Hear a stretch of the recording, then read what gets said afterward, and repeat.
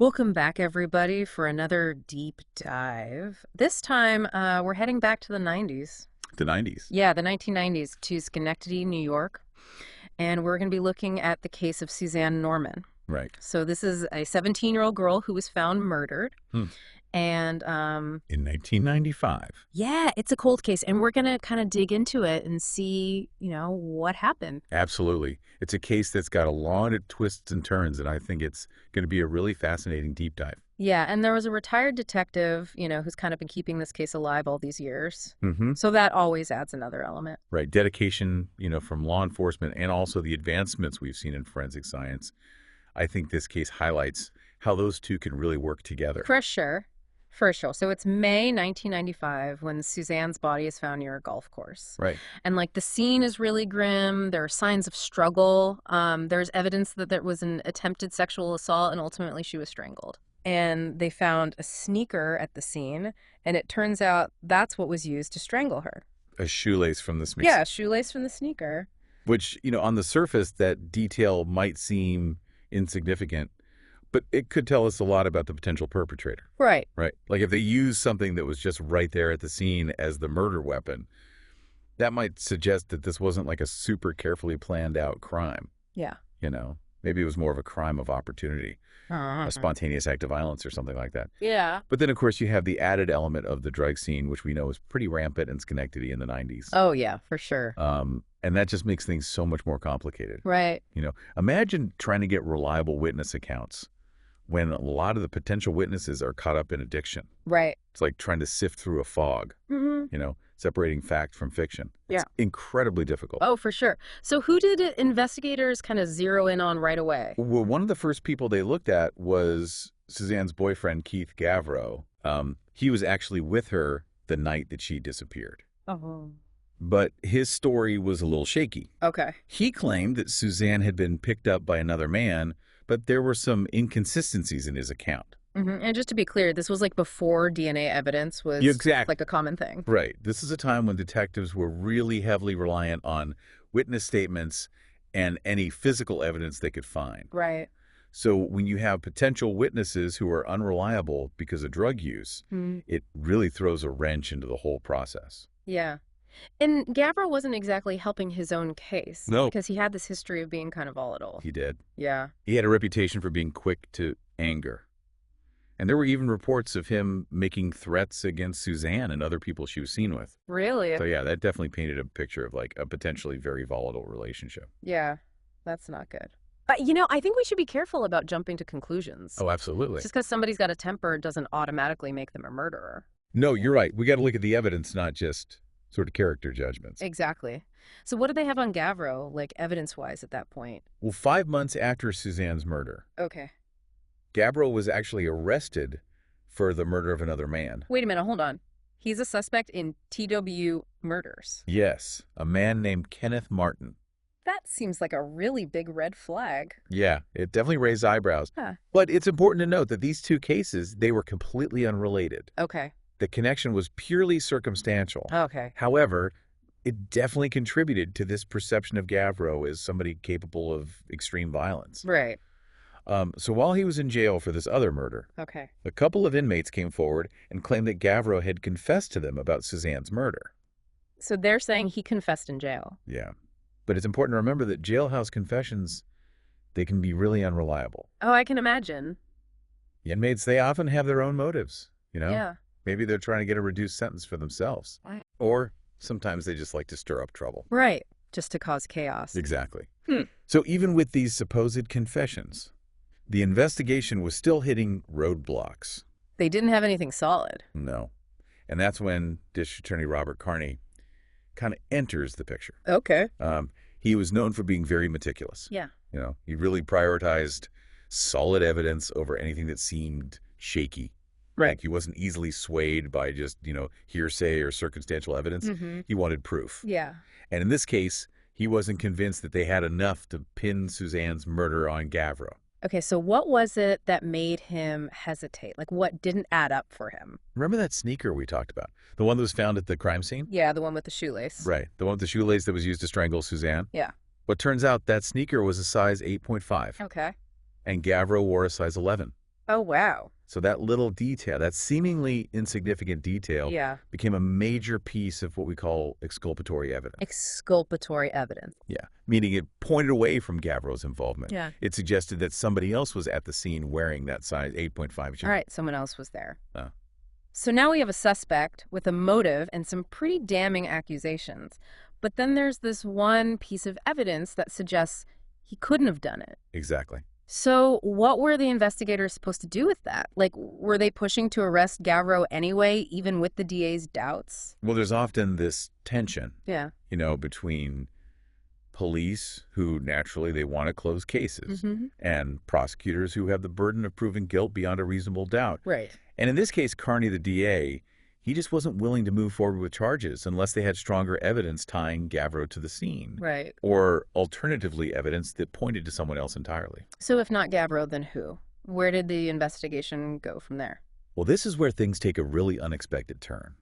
Remember how we talked about the complexities of the drug scene and how it impacted the investigation? Yeah. Well, that element comes back into play, but in a really tragic and disturbing way. Okay. Suzanne, in a way, left a clue, a connection that would ultimately lead to her killer. Whoa, hold on. What are you talking about? What connection? What clue? I guess you'll have to wait till part 2 of our deep dive to find out. Man. All right, well, stay tuned, everybody. We'll be right back with part 2 of our deep dive into the Suzanne Norman case. Okay, so we're back, and you were saying that Suzanne left like a clue, a connection that would lead investigators to her killer. Yeah, so this is where the story gets even more heartbreaking. Oh. We have to remember the context of Suzanne's life. Mm-hmm. Her mother was also involved in sex work. Oh, wow. And sadly, she continued working the streets even after Suzanne's death. That's so sad. It's like this cycle of hardship just kept going. Exactly. And it led to another horrific crime. 3 years after Suzanne was murdered, her mother was also killed. Oh, my God. And the similarities between the two cases were just chilling. Similarities? In what way? She was found strangled, just Right. like Suzanne. And get this, a sneaker was left at the scene. Another sneaker. Seriously. That can't be a coincidence. It was too much to ignore. At this point, investigators had to consider that these two murders might be connected. Right. The same M.O. Both victims strangled. Both with sneakers left behind. Yeah, it was a pattern they couldn't just brush aside. So this was 1998, right? Just a few years after Suzanne's murder. Had forensic science advanced enough by then to make a difference in the investigation? This is where things take another turn. By 1998, DNA technology had come a long way. Okay.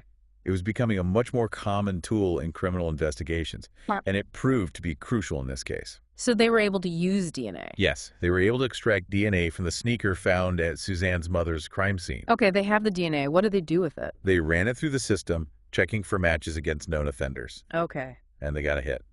The DNA matched a man named John Twork. John Dworak. Yeah, he was already in the system. Oh, wow. He was a convicted sex offender serving time for other crimes. So they finally had a suspect for Suzanne's mother's murder, but how did they connect him back to Suzanne? Remember that crucial detail of the size 8.5 sneaker found at Suzanne's crime scene? Yeah, the one that ruled out Gavro. Well, guess what John Dworak wore a size 8.5 shoe. It's all coming together now. The DNA, the shoe size, the similar MO. It all points to Dworak. It's amazing how one small detail like shoe size can be so important. It really is.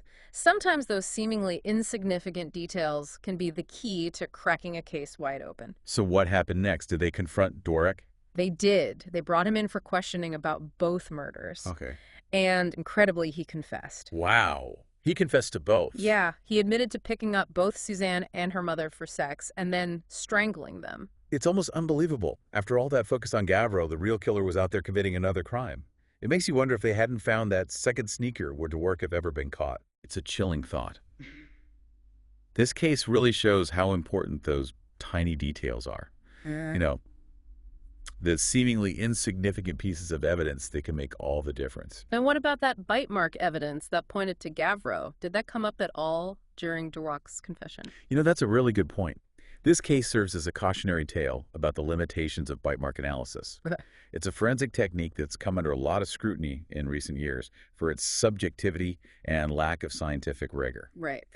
And in this case, you know, it really did lead investigators down the wrong path, focusing on Gavro when the real killer was someone else entirely. It just goes to show that even forensic science isn't perfect. Right. It's constantly evolving, and we have to be aware of its limitations. Yeah. So what happened to Dwork? Did he face justice for both murders? He did. He was charged and convicted for the murders of both Suzanne Norman and her mother, finally bringing some closure to a case that had haunted the community for years. It's a bittersweet ending. 2 lives tragically lost, but at least their killer was held accountable. This case really speaks to the importance of perseverance, both from the investigators and from Suzanne herself, who unknowingly left behind that crucial clue that led to her killer's capture. What stands out to you the most about this case? There are a lot of layers to this story. It highlights the power of DNA technology, the dedication of investigators, and the importance of seeking justice for all victims regardless of their circumstances. Mhm. But I think it also forces us to confront some uncomfortable realities about our society. So we've been talking about the twists and turns in Suzanne Norman's case. Yeah. And, it's a story that I think really highlights the importance of persistence, Definitely. like not just in the investigation, Hmm. but also in how we view the victims. Absolutely. It's a case that really challenges us to look beyond the surface. Yeah. Initially there was this focus on Suzanne's involvement in sex work and her mother's as well. And it's a sad reality that these types of cases, especially back then, they were sometimes treated differently. Yeah. Like Yeah. they were seen as less of a priority. It makes you wonder Yeah. if this had happened in a different neighborhood, Right. with victims from a different background, Mm-hmm. would the investigation have been as thorough? That's a valid question. Yeah. And it speaks to these larger societal issues, Right. cases involving marginalized communities, Yeah. particularly those engaged in activities that are seen as taboo or illegal. Right. They could be fraught with biases, Yeah, both conscious and unconscious. for sure. This case, I think, really underscores the importance of treating every victim with dignity and respect, Mm. and ensuring that there's a thorough and unbiased investigation, regardless of their background or their choices. It's a good reminder that justice should be blind. Absolutely. Like, it shouldn't matter who the victim was or what they did. Exactly. Justice is justice. Right. And while we can't change the past, we can certainly learn from it. Cases like Suzanne's, they remind us to push for a more equitable justice system, For sure. one where everyone, regardless of their circumstances, has an equal right to a thorough investigation and a fair pursuit of justice. This whole deep dive has been like an emotional roller coaster. It really has. What stands out to you most about this case?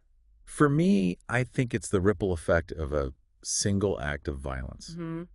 Suzanne's murder obviously devastated her loved ones, Yeah. but the impact on the investigators is undeniable too. Yeah, you can especially see it with Detective Edwards. Exactly. Even after he retired, he never gave up on her case. Yeah. That really speaks volumes about his dedication and the profound impact these cases have on the people who work so tirelessly to solve them. It's a good reminder that behind every case file, behind every police report, Mm-hmm. there are real people, Yeah. real lives that are forever changed by these tragedies. Sure. It's easy to get lost in the details of the investigation, but we can't forget the human element at the heart of it all. Absolutely. And it's not just the victims either. Think about the investigators who carry these cases with them, sometimes for years. Yeah. The pressure to find answers, to bring closure to grieving families, it can be immense. I can only imagine. This case is a testament to their commitment, their unwavering pursuit of justice, even when the trail goes cold. This deep dive has been really eye-opening on so many levels. Yeah, it really makes you think. It's a case that makes you question your assumptions, confront your biases, and appreciate the incredible advances we've made in forensic science, Mm-hmm. which have become so vital to solving these crimes. Absolutely. We started by talking about a promise that was made by a retired detective. Right. And I think it's fitting that we end by reflecting on the promise of justice itself. Yeah. A promise that, while sometimes it's delayed, Mhm. should never be denied. Well said. And as technology continues to evolve, as we learn more about human behavior and the complexities of criminal investigations, that hope of solving even the most challenging cold cases remains alive. Suzanne's case, with all its twists and turns, it's a powerful reminder of that hope. A hope that drives investigators, inspires advancements, and ultimately offers some solace to those who've lost loved ones to violence. Well, this case has definitely given us a lot to think about. For sure. Until next time, keep exploring, keep questioning, and keep diving deep into the world around you.